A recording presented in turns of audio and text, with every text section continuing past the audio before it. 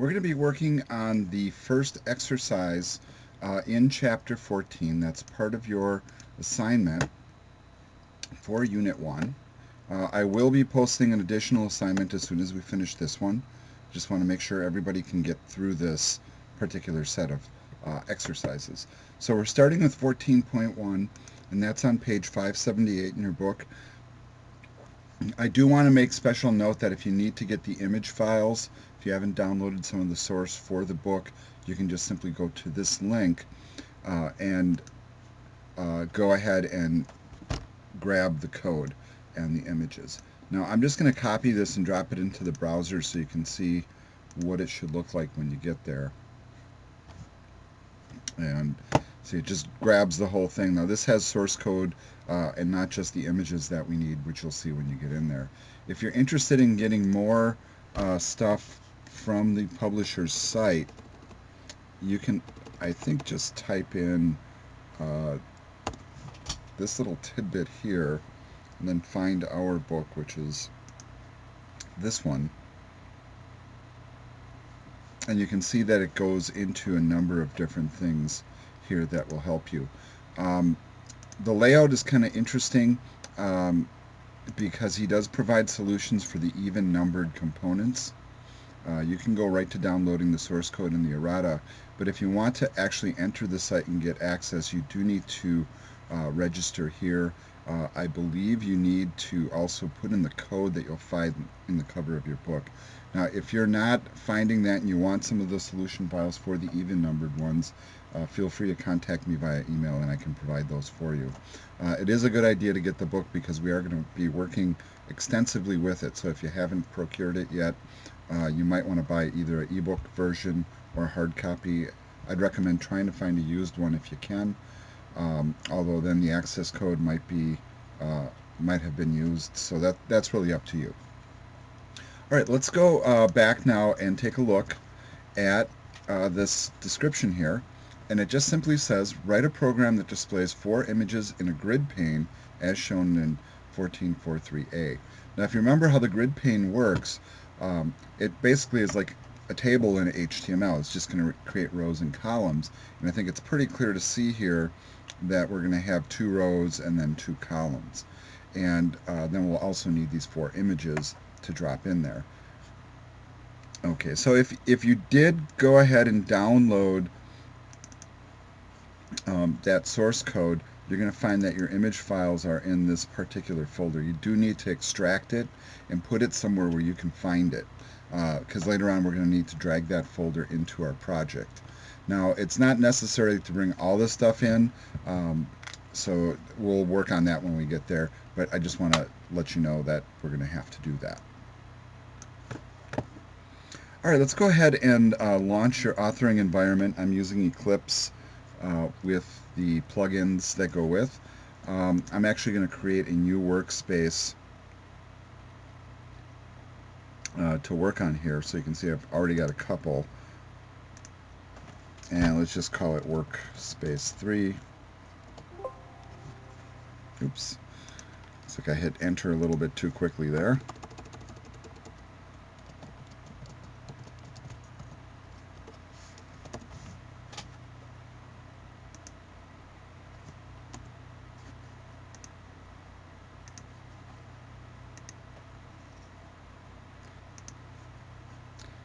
It's misbehaving, that's for sure. Let me try that one more time.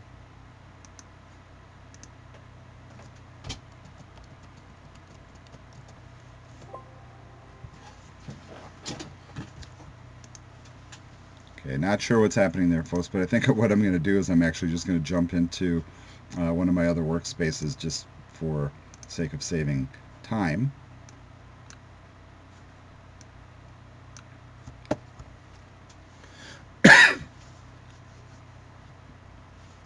Okay, so the first thing I'm going to do is I'm going to go ahead and create a new project. So we're just going to go to New Java Project.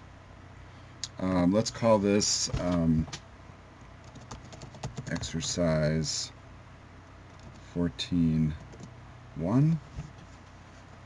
We'll just go with all the defaults here. And then I don't think that we're going to have anything additional that we're going to add here at this point. And so we'll just click Finish. All right, let's begin by pulling in the libraries that we're going to need. If you don't remember them, I don't blame you, but you can always refer back to some of the examples in the chapter to see what components in the library were needed in order to complete particular tasks. Some of them you're going to be using in just about every JavaFX application, and some of them will just depend on what you're doing. So let's go ahead and create a new class file. You can do that a couple of different ways. Right now, I'm actually just going to right-click on the project. I'm just going to say New Class, and let's go ahead and call this Exercise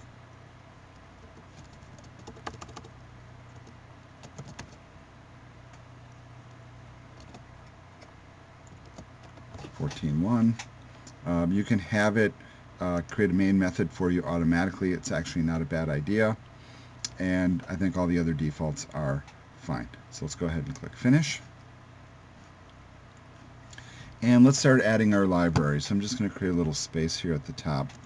It's always not a bad idea to include your name. So when I'm looking at your code, I know exactly who it's coming from, but that's optional.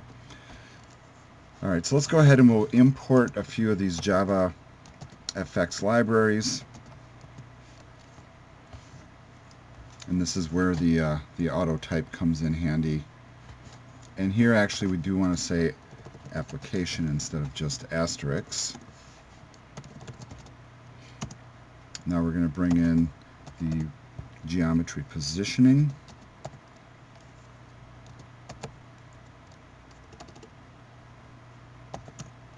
Now, you know, I actually can go with an asterisk because it will work fine. But generally speaking, if you're writing an application, the larger it gets, it's a good idea just to use the tools that you need, just to make sure that you're not really wasting a lot of memory.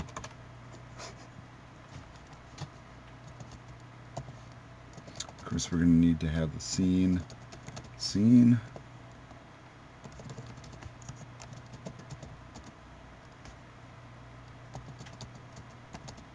And we're going to need our layout so we can do our grid pane.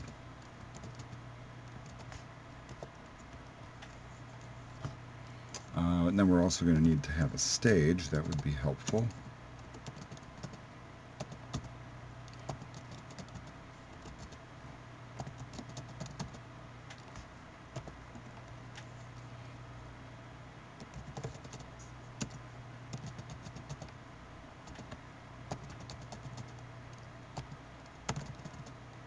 And then we also are going to need an image view to be able to display our images. And that really should give us everything that we need.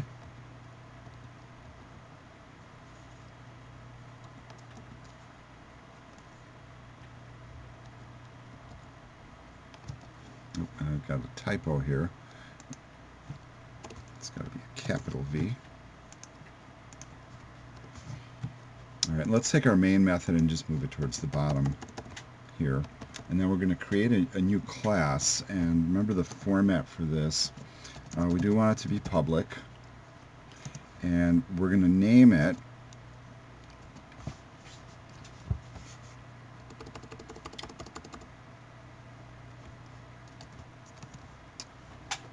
and I'm actually racing ahead of myself here. The one I want to work on first is actually this here, so our main class file, and we also have to make sure that it extends application, and then the good habit here is to do an override,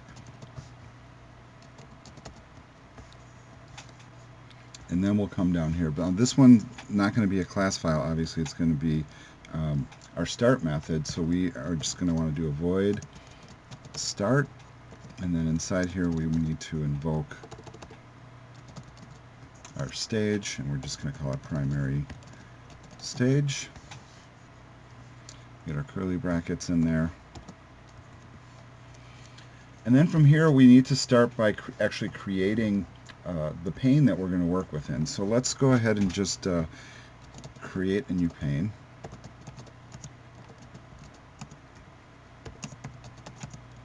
we're just saying new grid pane,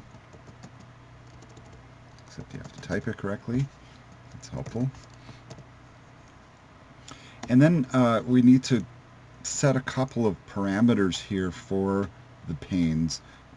We need to position things, and then we need to maybe put a few pixels in there, some gaps, so that these aren't touching, you know, and looking off, basically. So it just gives us a little bit of space to work with. So here are the commands for that. We'll start with the alignment. So we'll say set alignment, and then a value. So we're going to say position center, and it does need to be uppercase there.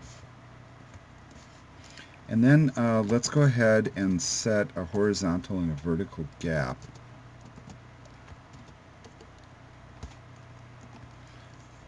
And we'll just use 5 as a good number. Let's also do a vertical, and we'll use 5 pixels for that too. You can add more if you want to experiment. That's kind of the equivalent to setting the cell padding inside of an HTML table if you want some sort of a comparison for clarity. The next thing that we need to do is we actually need to create a place to put our images. So first thing we're going to do is we're going to say image view, let's call it image view 1, and we'll create a new image view. And knowing what some of the file names are beforehand, I'm kind of cheating a little bit. Normally I would have to actually go look, but we're going to type in image /UK GIF, and you can guess that's the British flag. And notice that we're using the same sort of folder syntax that we would use creating HTML or CSS or JavaScript file, meaning that it is relative to wherever our project lives, but we do need to bring those images in. So we're going to do that in just a second. So let's drop down to the next line. Now, of course, we're going to need to do this 4 more times, or excuse me, 3 more times, so for a total of 4 for each one of the 4 flags.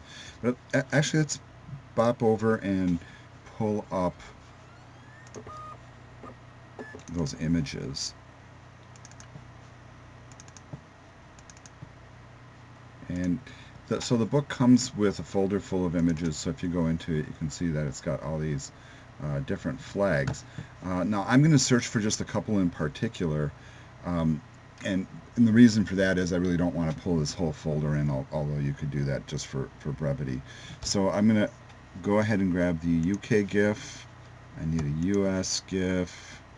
I think one of them was China, and Canada perhaps. Alright, so we got those 4, so I'm going to copy those, and then I'm going to actually navigate to where my you know what, I will just throw them on the desktop, not a big deal. We'll make a new folder,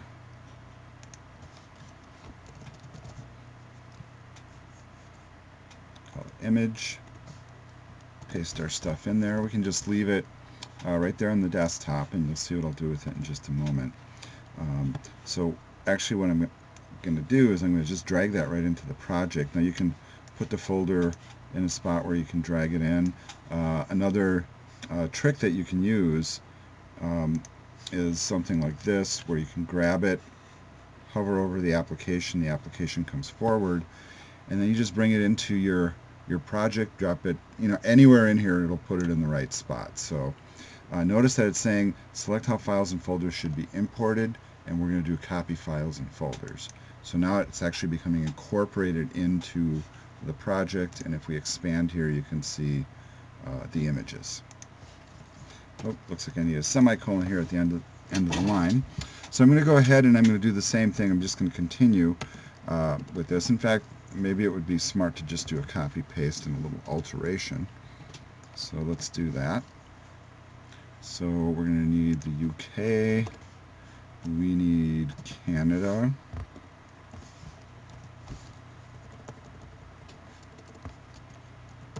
China. And then also the US. Now notice we have some red underlines happening there, and that's because I need to change those variable names.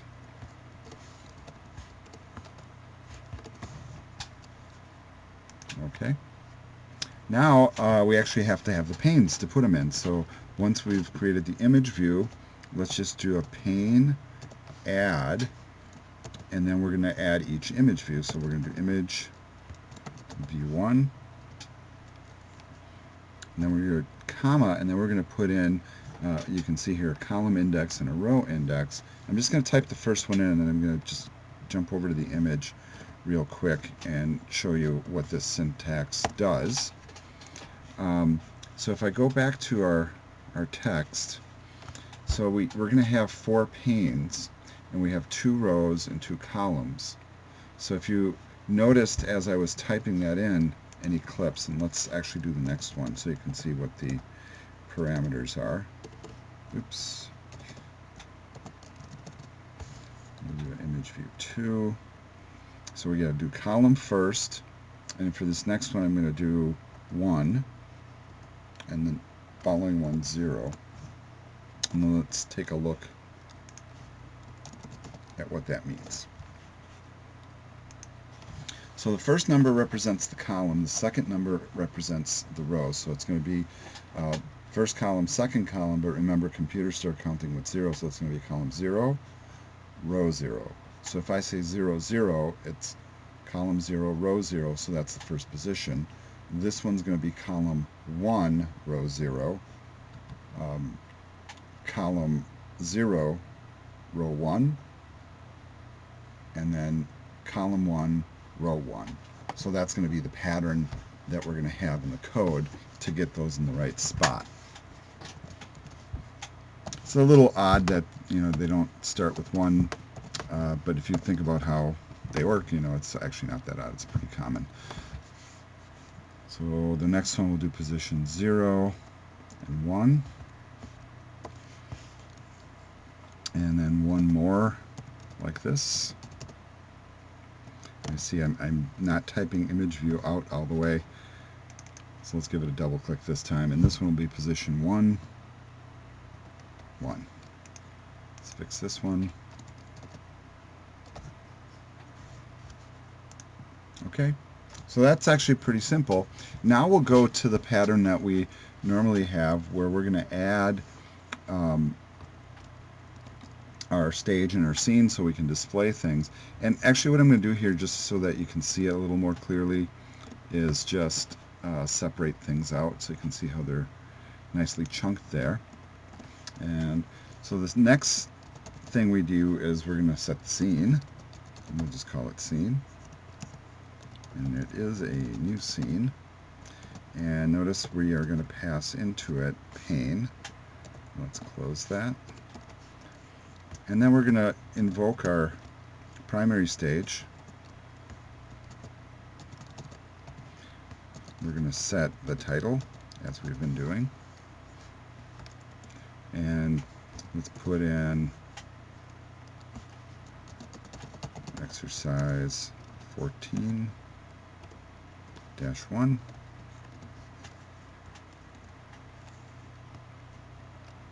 And then we also are going to need to set the scene. And these will be a little cumbersome at first as you get used to the syntax, but you do actually get to memorize it after a while.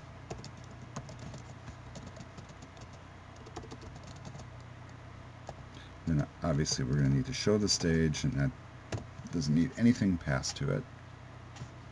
And then finally we're going to jump down to our main method, and we're just going to tell it to launch. So we can just say launch args and put in that crucial semicolon. And that really should be all that we need. I'm going to go ahead and just give it a save. And let's go ahead and try to run this and see what happens.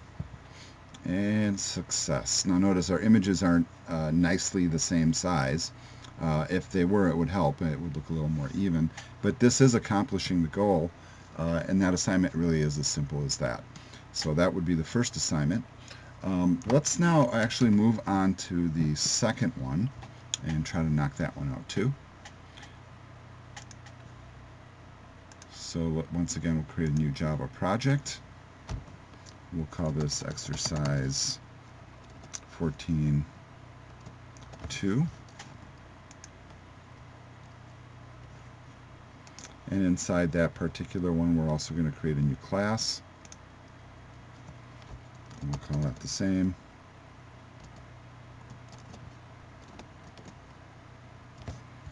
Make ourselves a main method. Click Finish, and we're all set.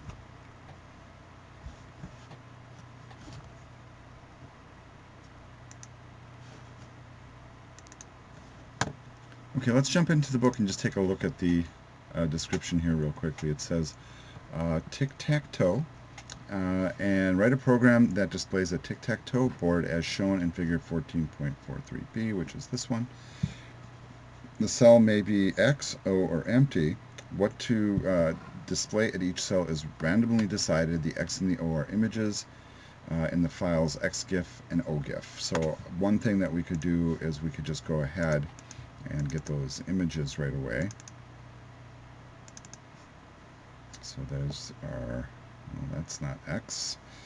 There's our X.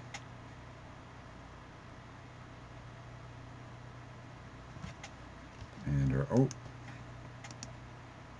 And actually, with them both selected, so I held down Control, clicked on the O, so they're both selected at the same time. I'm just going to grab them, pull them over to Eclipse, drag them to the project, and just drop them in. Now I know they're not in a separate folder, and that isn't considered best practice, but for right now this is fine. Now given the fact that we're going to basically lay out things in a similar fashion as we did last time, we're going to need all the same libraries, so we may as well just come in here and copy them. So let's do that, and that's from our previous 14.1. And I'm just thinking through in my head here if there's any other ones we might need.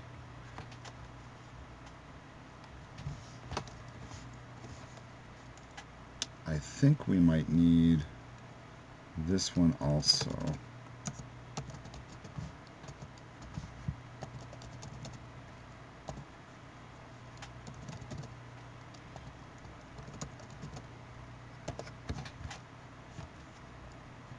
Okay, there's our main method. Let's make sure that we're extending application here.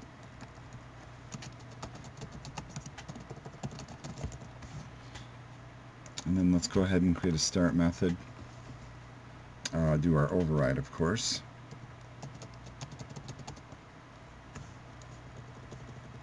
We need a capital O. And let's do our public void start stage, and we'll just stick with primary stage. Some curlies. All right, and let's go ahead and actually do a little bit of a declaration here, and this mimics one of the things that we saw in the chapter as we're working through. So we're going to just create image X, which is a new image. And now keep in mind that the reason we're doing this is so that we can just refer to it with one name, real simply like that. It's kind of a shortcut, basically. We'll do image O. Make sure that's an O and not a 0.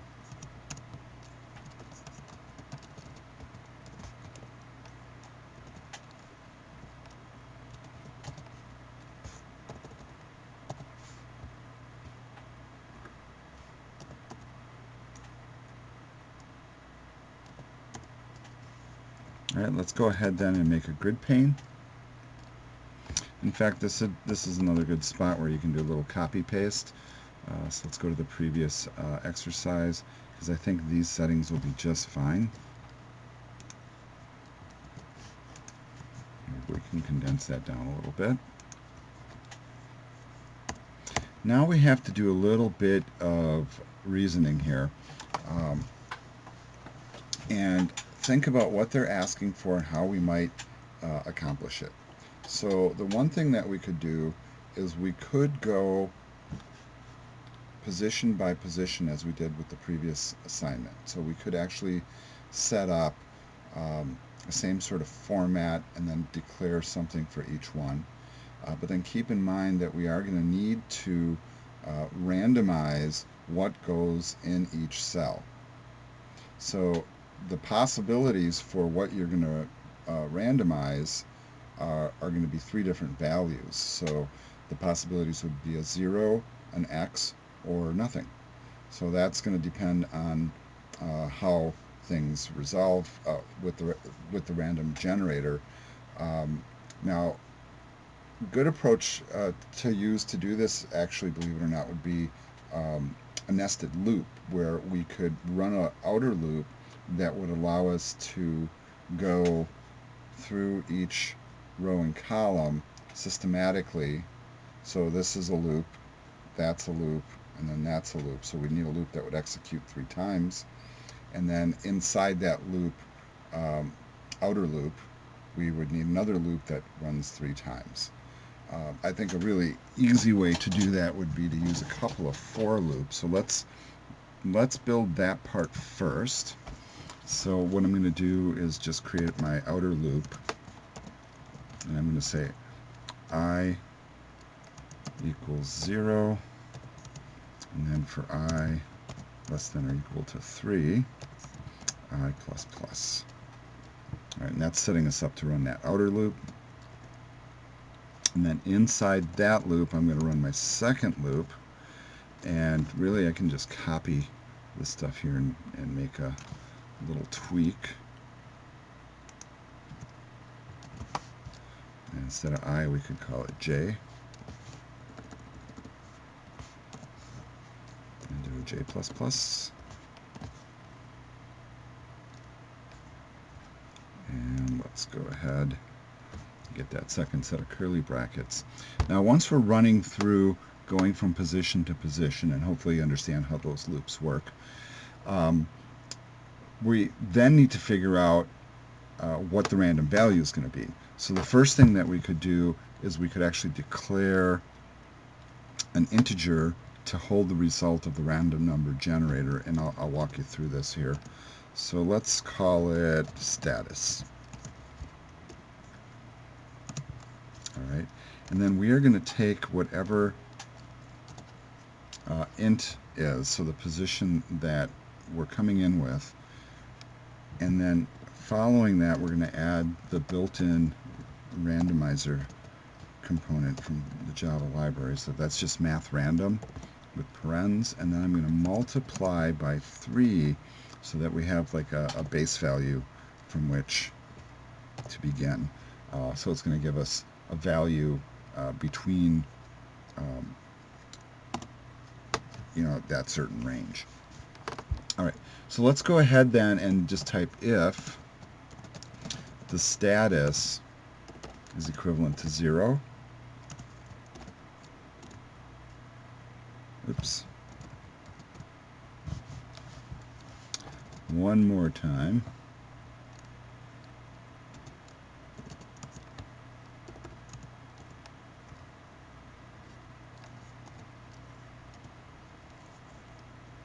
And then we're going to add a pane. So we're going to do pane, add, and here we're going to invoke a new image view right from this spot. And in this case, we'll do image x, which is going to generate our x. And then our arguments for column and row, I'm going to do j, and then I'm going to do I. And let's think about what that's going to do. So if I'm running a loop to step through this, my outer loop is the I. So each one of these is one I. So I is going to count up once, twice, 3 times, and then j is going to count up once, twice, 3 times. So j is going to be our column, and then I is going to be our row, and thus the order here, because remember it's column and then row.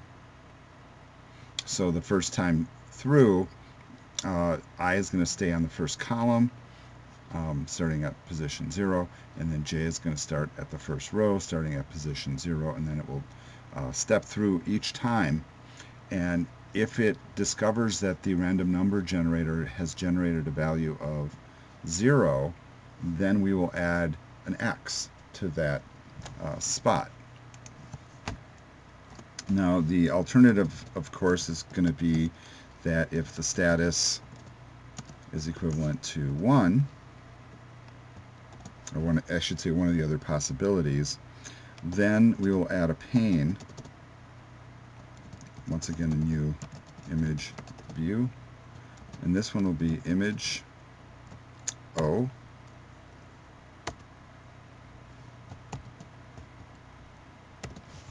and then our column index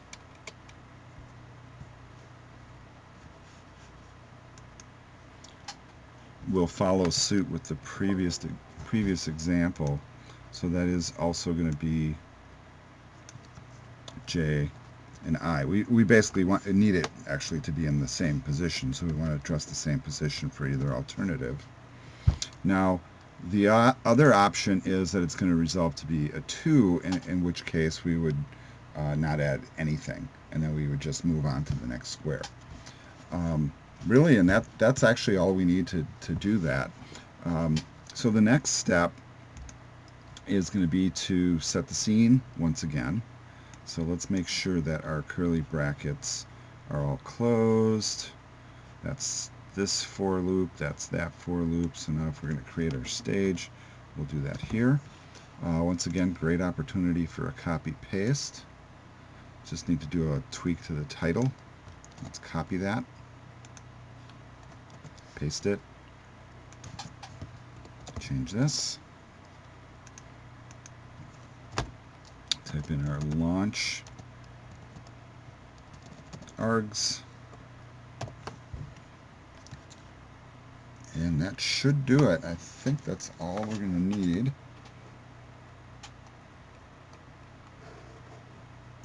So let's go ahead and try to launch it and see what happens. See if it works. Cross your fingers. And we are running into a problem here. And from what we were seeing in class the other night, I'm already recognizing that I don't think it's liking where our resources are located. So I'm actually going to take this X and the O and I'm going to cut them. Actually, we'll delete them from the project. And then we'll do the same approach that we did last time. So I'm going to copy the X and the O out of this folder and drop to my desktop. I'm just going to use that same image folder. This time I'm just going to blow away the flags, paste in my X and O.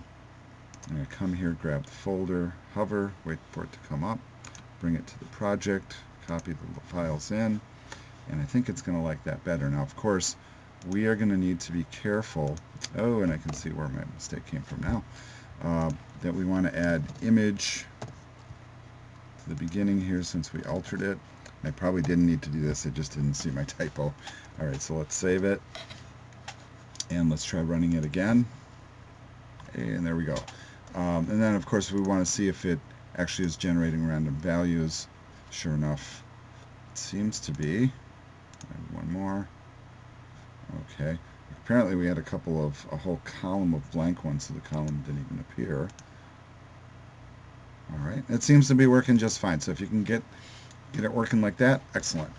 Now, this video is starting to get a little bit long, so I'm going to stop it here, and then I'll pick up in the next video with the remainder of the assignment. So I'm going to hit and stop, and we'll see you in the next video.